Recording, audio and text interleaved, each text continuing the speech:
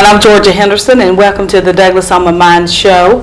As we can tell, the season is changing and we have some programs that's going to take place this fall that we're going to share with you on this show. So stay tuned, we'll be back right after this break.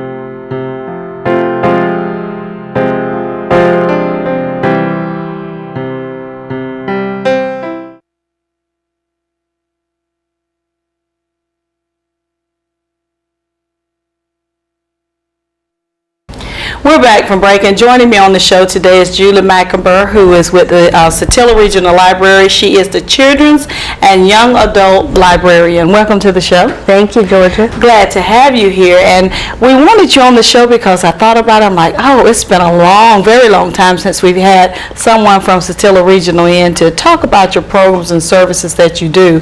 So we'll jump right into it for the sake of time. And if you would just kind of explain to everyone, what is the process to get started? If I were to walk into the library today, what would I have to do to start utilizing the many resources that you offer?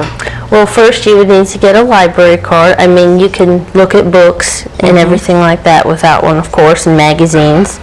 But I would recommend everyone getting a library card. Now, what does the library card entail you to be able to do? Well, it is free. You are able to check out audiobooks, books, DVDs with the library card. You can check out our many research databases and use our Galileo system with a password. You can use Ancestry.com. That is free of charge in the library.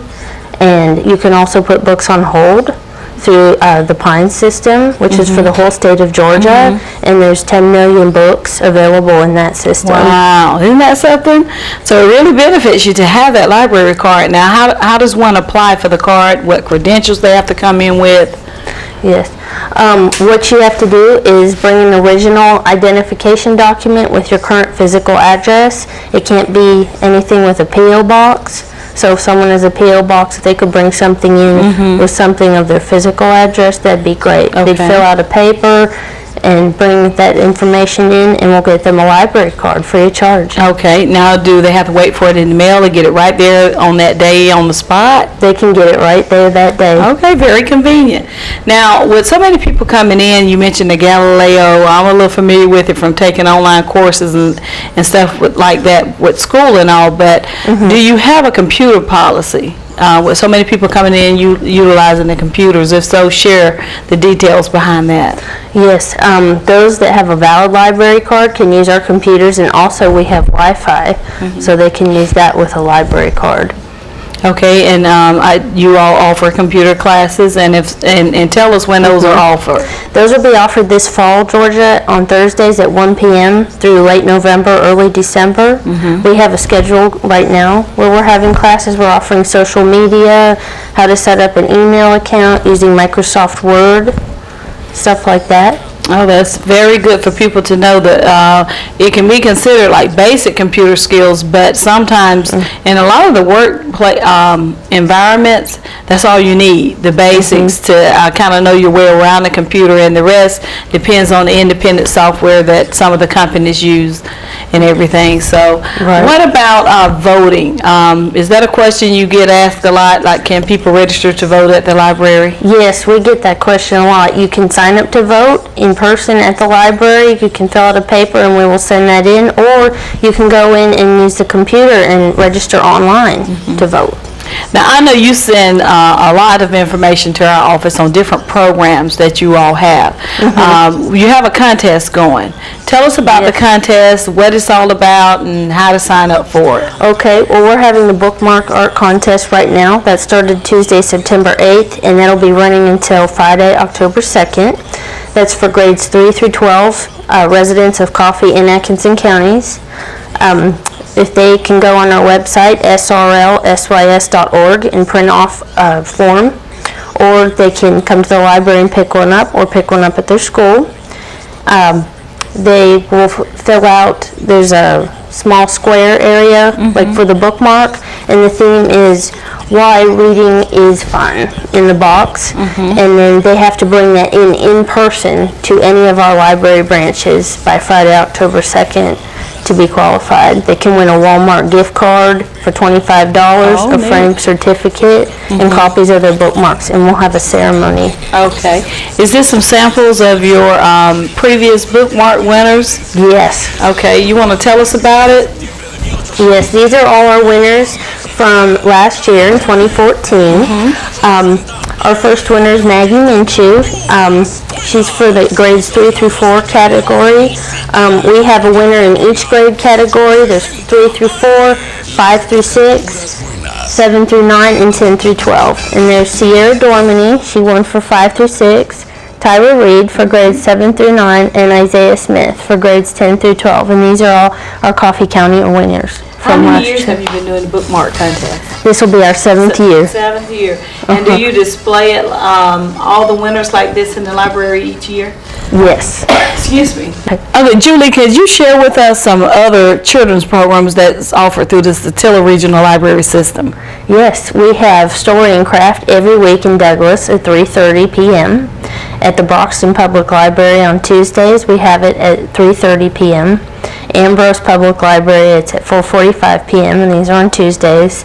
And then Thursday, we have one in Nichols at 3:30 p.m. at the Nichols Public Library. Now, are you the children's and young adult librarian at each one of these locations you just gave? Yes. Okay, neat. So that's good. So what other kind of study resources are accessible? We have study guides for major tests like the GRE, the SAT, and the ACT at the library. Okay. So there's lots of good resources for studying. Okay, well, I'm going to back up and go back to the different locations. Now, all those locations you named are in Coffee County. So there's one in Ambrose, Nichols, Douglas, and is that it? Does West Green have one? No? Okay. Yeah. So what are the hours of operation for each of the locations in Coffee County? The Douglas Coffee County Public Library is open from 11 a.m. to 7 p.m. Monday through Thursday. Fridays 11 a.m. to 4 p.m. and Saturdays from 12 to 3 p.m. Now, Broxton, Ambrose, and Nichols are all open the same hours. They're open from 2:30 to 7 p.m. Monday through Wednesday, and Thursdays from 3:15 to 7 p.m. Okay, well, very well. How long has the Satilla Regional Library System been around? Do you It know? has been around for over 50 years in our community. Wow, that's something, and what a great resource to have in our community. And we thank Mark and you all for all that you do and the programs that you provide. So Thank you. if someone is interested in this bookmark program and just finding out more, especially how to get that library card and other information about the library and the resources that you provide, please, before you leave today, just share with everyone your phone number, email address, Okay. and even the physical street address for Douglas. Don't know if you know it for the other locations. If you do, give that information too. Okay, sure. The Douglas Coffee County Public Library, our address is 200 South Madison Avenue here in Douglas. The Broxton Public Library is 105 Church Street in Broxton. Ambrose Public Library is 1070 Cypress Avenue. Oh, I have to edit that.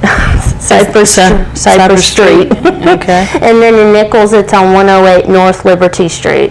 in Okay. Nichols. And to contact, do each library have a different phone number? Does all of them go through the Douglas Library? Yeah, they each have their phone numbers, Okay. but our main library number is 912-384-4667. Okay, and do you have an email address you would like to share as well? Yes, my email is macomberj@srlsys.org, and my phone number is the main library's phone number, 912-384-4667, and my extension is 222.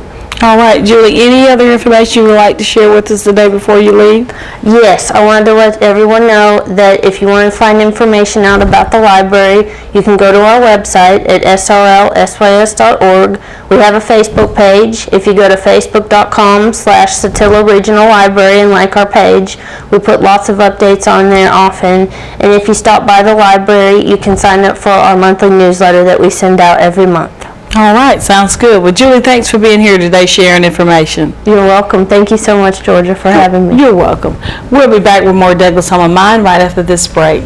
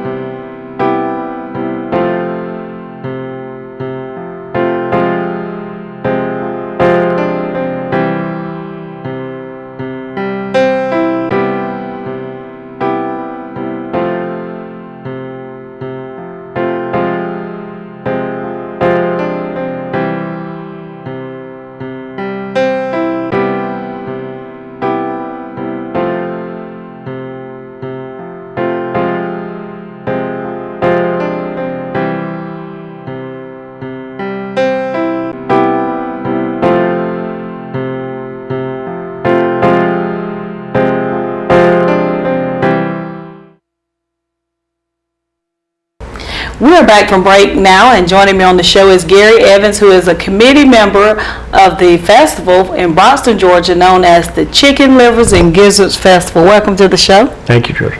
Glad to have you here, and we know it's getting close to time, and your committee has been working and planning. This is your third year event, is that correct? That's correct. Mhm. All right, so if you would just kind of tell everyone, how did the Broxton Chicken Livers and Gizzards Festival get started? About 3 years ago, a group of citizens from the Broxton area got together and were trying to come up with ways to promote the community of Broxton, promote growth in Broxton. And one of the ideas that they came up with was to have a festival in order to bring people in, let them see what Broxton was all about. And so that was kind of the start of it. Since then, the festival has definitely grown. The first year it was run by a community citizens. The second year and third year now, we have the backing of the city, and they've been very involved.